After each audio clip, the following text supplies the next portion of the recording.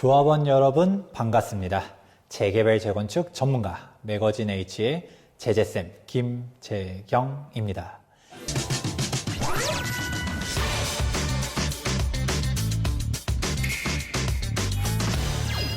자, 이렇게 전매 금지에 대한 요건들 쭉 설명해 드렸습니다. 그래서 이런 요건들을 알고 있어야지 여러분들이 재개발이고 재건축이고 거래를 했었을 때 입주권이 나오는 멀쩡한 물건 산 줄 알았더니 엉뚱한 다른 요건 때문에 청산당하지 않을 수가 있는 것이고요. 그런데 이것만 알면 끝이냐? 아니죠. 하나가 더 있습니다. 바로 5년 재당첨 금지입니다. 이 5년 재당첨 금지 조항은 도시 및 주거환경정비법 72조 6항에 정의가 되어 있는데요. 이 조항을 보시게 되면 주요 포인트가 되는 단어들이 있습니다. 첫 번째 요건은 투기거래 지구고요. 두 번째로는 분양대상자 선정일인데 이때 말하는 분양대상자 선정일은 최초 관리처분 인가일이다. 마지막 세 번째로는 5년 동안 분양 신청할 수 없다. 이렇게 기억을 하실 필요가 있습니다. 자, 이걸 한번 풀어보도록 할까요? 일단은 기본 개념은 심플합니다. 재개발 혹은 재건축을 가지고 있어요. 근데 투기거래지구의 재개발과 재건축인데 최초 관리처분 인가 시점에 내가 가지고 있었다라고 하면 앞으로 5년 동안은 다른 재개발 재건축에 분양 신청을 할 수가 없다가 기본적인 5년 재당첨 금지 요건인 것이죠. 그런데 이 부분에 대해서 많은 사람들이 혼동을 하고 있습니다. 일단은 기산일과 효력일을 구분해야 된다라고 이야기를 하는데요. 기산일과 효력일 도대체 무슨 말인가 하나씩 설명해 보도록 하겠습니다. 우선 첫 번째, 내가 기산일이 성립돼 있는지 안 돼 있는지도 모르는 조합원들이 너무 많아요. 자, 제가 첫 번째, 두 번째, 세 번째 포인트 이야기 드렸죠. 첫 번째가 뭐였나요? 투기거래 지구였습니다. 투기거래 지구의 정비 사업이어야 된다는 것이에요. 그러면 한번 생각해 보는 거죠. 나는 서울특별시의 정비 사업을 가지고 있어. 그러면 서울특별시는 뭔가요? 투기거래 지구죠. 그렇다 보니까 나는 5년 재당첨 금지에 걸리나요? 라고 물어보시는 분들이 있습니다. 그러면 저는 되묻죠. 최초 관리처분 인가가 언제 났나요? 그러면 이게 2017년도 1월 달에 났습니다. 자, 그러면 여러분은 어떤 걸 생각해 보셔야 되나요? 애초에 서울시가 투기거래지구로 지정된 때가 언젠가 생각해보면 정답이 나와 있습니다. 2017년도 파리부동산 대책이 발표되면서 서울시 전 지역을 투기거래지구로 지정을 했거든요. 그럼 내가 애초에 가지고 있었던 A 재개발 조합 같은 경우는 투기거래지구가 아닐 때 관리처분 인가가 났기 때문에 기산일 자체가 성립하지 않는다라고 할 수 있습니다. 그렇기 때문에 이 관리처분 인가 시점에 투기거래지구였냐 아니었냐 구분하는 게 중요하고요. 두 번째는 최초 관리처분 인가에 있습니다. 집중! 제가 뭐라고 이야기했나요? 최초라고 했죠. 그러면 두 번째 이렇게 물어보는 사람들이 있죠. 이게 최초 관리처분 인가는 아까 얘기했던 것처럼 2017년도 1월달 투기거래지구가 아닐 때 났습니다. 그런데 투기거래지구가 지정된 이후에 관리처분인가 변경 신청을 하게 되면 어떻게 되나요? 제가 법조문 띄워드렸죠? 최초라고 써 있어요. 의심하지 마세요. 변경인가는 전혀 중요한 게 아니라는 사실을 기억하실 필요가 있습니다. 그러고 여기서 살짝 좀 더 나가게 되면 우리가 재개발, 재건축 조합 같은 경우는 최초 관리처분인가 이것만 기억하면 되겠지만 분양대상자 선정일에 들어가는 요건이 하나가 더 있는데 바로 무엇이냐? 청약에 당첨된 사람들도 이 5년 재당첨 금지의 기산일에 들어가게 됩니다. 근데 이 경우도 똑같죠. 투기거래 지구에서 청약에 당첨된 사람들이라고 할 수 있는 것이고요. 이때 말하는 청약도 내가 청약 통장을 써가지고 당첨이 된 사람들을 의미합니다. 그래서 내가 미분양분을 줄 서서 번호표 뽑아가지고 받았다. 이 경우는 5년 재당첨 금지 대상자가 아니고요. 반대로 청약 통장을 써가지고 청약이 당첨이 됐어요. 근데 내가 그 청약 당첨된 아파트가 마음에 안 드는 것이죠. 그래서 당첨이 됐지만 포기를 했어요. 하지만 이 경우에도 5년 재당첨 금지 대상자가 적용이 되게 됩니다. 나는 아파트를 안 받았는데 이거 억울해 라고 할 수 있겠지만, 제가 분양권 정당 계약일이라고 하지 않고 당첨일이라고 했습니다. 그렇기 때문에 줍줍으로 갔다 간 경우는 계약일이 아니기 때문에 사실 5년 재당첨 금지에 적용되지 않고, 그리고 당첨은 됐지만 포기한 사람들은 실제로 내가 그 분양권을 받지 않았다 하더라도 5년 재당첨 금지에 걸린다는 사실을 알아두실 필요가 있고요. 여기서 조금 어렵지만 한 발 더 나아가 보도록 하겠습니다. 첫 번째 포인트가 투기거래지구라는 이야기를 해드렸죠. 그럼 내가 청약 당첨된 시점에 투기거래지구였냐 아니었냐를 따져보는데, 따져보고 보니까 청약 당첨 시점은 투기거래지구였어요. 그럼 무조건 다 걸릴까요? 아니에요. 여기서 많은 사람들이 놓치는 포인트 중 하나가 도정법, 즉 재개발, 재건축으로 진행된 청약 당첨자들만 걸린다라는 사실 알고 계신가요?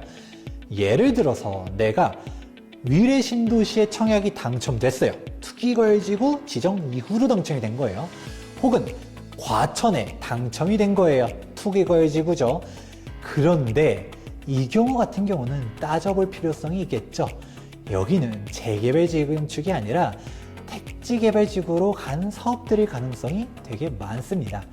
그러면 택지개발 사업으로 갔어? 여기서도 일반 분양이고 청약통장 똑같이 쓰긴 썼지만 도정법상 5년 재당첨 금지 대상자가 아니라는 사실, 이거 정말 밑줄을 쫙쫙쫙 그어버리고 별표도 5개 쳐주셔야 됩니다. 많이들 물어보는 부분들이, 쌤, 청약홈에 가보니까 재당첨 금지 대상자라고 떠 있어요. 이거 나 5년 재당첨 금지 걸리는 거 아니에요? 정확하게 알아보면 아닌 경우들이 많다라는 것이죠. 왜냐?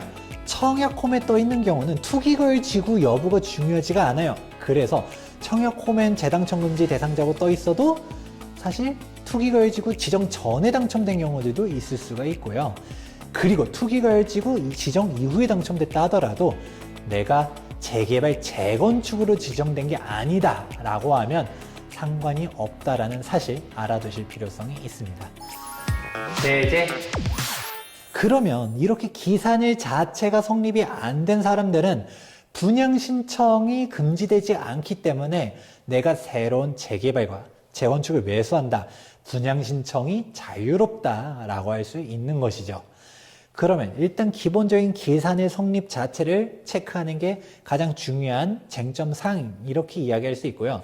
그럼 두 번째로는 무엇이 중요하냐?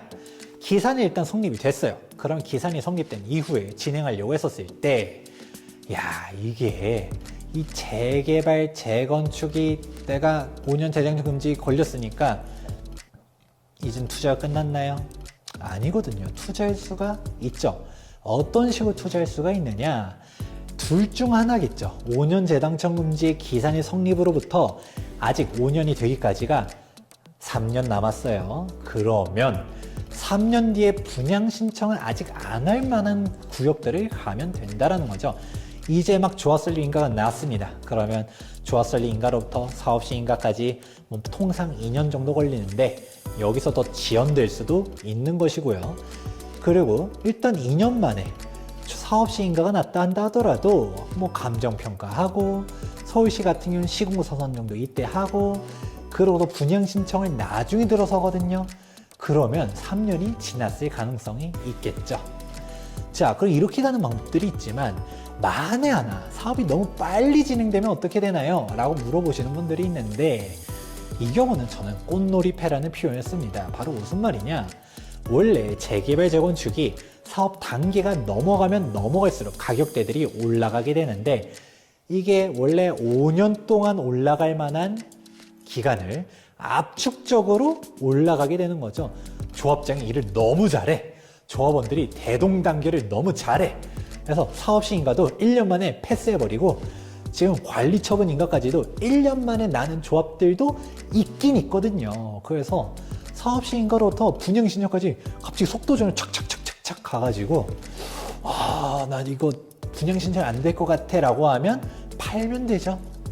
그게 팔면서 우리가 3년, 5년 동안 걸쳐서 올라갈 거를 2년 만에 올라가서 그냥 수익 실현하고 떠나자. 분양 신청까지 하게 되면 더 길게 준공까지 끌고 가려고 했었던 부분들은 살짝 아쉽긴 하지만 내가 손해보는 거는 아니다 라는 부분들 생각해보면 좋고요. 근데 나는 그렇게 하고 싶지가 않아. 무조건 신축 아파트를 받아야 돼 라고 하시는 분들은 관리처분 인가 이후를 주목해라 라고 이야기합니다. 관리처분 인가가 났다 라고 하면 분양신청이 다 끝났죠. 그럼 분양신청이 난 것을 매수하면 됩니다. 그러면 분양신청이 이미 났기 때문에 그 부분 같은 경우는 그냥 쭉 가져가다가 내가 입주권을 그대로 받으면 되게 되는데요. 여기서도 한 가지 쟁점이 있습니다. 바로 세 번째 포인트가 아까 뭐라고 했었죠? 5년 동안 분양신청 금지라고 이야기해 드렸죠. 이 분양신청 금지라는 용어에 포인트가 있습니다. 5년 동안 관리처분 인가가 나면 안 된다가 아니거든요. 그래서 관리처분 인가가 났지만 간혹 재분양 신청 이슈가 있는 조합들이 있습니다. 그러면 기산이 일단 성립이 됐다라는 전제 조건 하에서는 재분양 신청을 하게 되면 분양 신청 자체가 안 된다는 이야기 드렸죠. 현금 청산자로 분류가 될 가능성이 있는 것입니다. 그러면 이거 무서워서 어떻게 투자할 수 있을까? 라고 의문을 가질 수가 있는데 이 재분양 신청은 아무렇게나 하는 게 아니에요. 사업시행 인가에 중대한 변경이 있을 때 할 수 있다라고 되어 있거든요. 그러면 여기서 말하는 중대한 변경이 무엇일까요? 대표적으로 평형대가 아예 삭제가 된다. 예를 들어 요즘 중소형 평형이 워낙 분양이 잘 되고 수익성이 더 높으니까 차라리 세대수를 더 넓히고 대형 평수를 없애자. 이러면 대형 평수 신청한 사람들은 갈 데가 없잖아요. 그러기 때문에 이때는 재분양 신청하는 경우가 있고요. 또 세대수가 변경이 되면서 뭔가 좀 늘어났다 이런 경우들, 이런 경우에서도 해야 한다가 아니라 할 수 있다라는 것이죠. 그래서 실제로 재분양 신청 이슈가 있었던 조합들이 정말 많았지만 실제로 재분양 신청으로 간 경우들은 찾아보기가 어려울 것이에요. 왜냐하면 현금 청산 대상자로 분류되는 사람들이 입에 거품을 물고 조합 사무실 찾아가는 거죠. 야, 니들이 뭔데 날 청산시키려고 해, 막 이런 식으로 하다 보니까 조합장도 이게 조금 껄끄러운 것이죠. 그래서 결국 목소리 큰 사람이 이기는 거지 않습니까? 그렇다 보니까 굳이 재분양 신청을 가기보다는 분양 신청에 변경이 있게 되면 뭐 변경할 사람들만 추가 신청을 받아주는 식으로 바뀌는 경우들이 정말 많습니다. 근데 이러한 부분들도 재분양 신청 이슈가 있다라고 하면 내가 일단은 이런 이슈가 있는 데들은 혹시 모르니까 피하고 이슈가 없는 구역들을 가는 게 정말 중요하다라는 게 첫 번째. 근데 내가 이슈가 없어서 갔더니 진짜 재분양 신청 이슈가 생겼어. 그러면 명확하게 조합 가가지고 재분양하면 안 된다라고 명확하게 내 목소리를 낼 줄 알아야지 그냥 난 관리처분인가 나면 안전해 라고 가만히 있다가 내 조합원 지위가 박탈될 수 있기 때문에 이 부분을 정말 잘 체크했다가 목소리를 낼 수 있어야 됩니다. 이거는 정말 중요해요. 무지가 죄다라는 이야기가 딱 여기서 나타나는 건데 그냥 멋모르고 가만히 있게 되면 청산자로 분류될 수도 있는 게 바로 5년 재당첨 금지니까 매수하려고 할 때, 매도하려고 할 때 꼭 잘 알아보시길 바랍니다. 제재쌤의 요점 정리, 이것만은 꼭 기억하자. 재개발, 재건축, 입주권이 나와도 현금 청산 대상자로 분류되는 대상 크게 두 가지, 전매금지 요건과 5년 재당첨 금지 규정이 있습니다. 여기서 전매금지 요건 같은 경우는 1세대 1주택자인데 10년 보유 5년 거주 요건, 그리고 333을 기억해라 이야기해드렸죠. 그리고 5년 재당첨 금지 같은 경우는 일단은 기산일과 효력일을 구분해야 된다. 이 부분을 많이 헷갈리시는 분들이 있습니다. 첫 번째는 투기가를 지구에서, 두 번째로 최초 관리처분 인가 혹은 분양 대상 당시에 내가 가지고 있었느냐, 이게 핵심인 것이고, 마지막 세 번째로는 이때로부터 5년 동안 분양 신청 금지다. 그러기 때문에 내가 기산일이 성립되어 있는지 아닌지부터 체크하는 게 첫 번째. 그리고 기산이 성립되어 있으면 재개발 재건축 이제 투자 끝났나요? 아니라고 이야기해드렸죠. 초기 단계 재개발 재건축을 간다든가 아니면 관리처분 인가가 난 구역들에 가야 되지만 여기서 재분양 신청의 이슈가 있는지 없는지까지는 체크를 해봐라. 이렇게 정리해 보도록 하겠습니다. 오늘 수업은 여기까지. 예습과 복습은 철저히. 지금까지 매거진 H의 제자쌤 김재경이었습니다.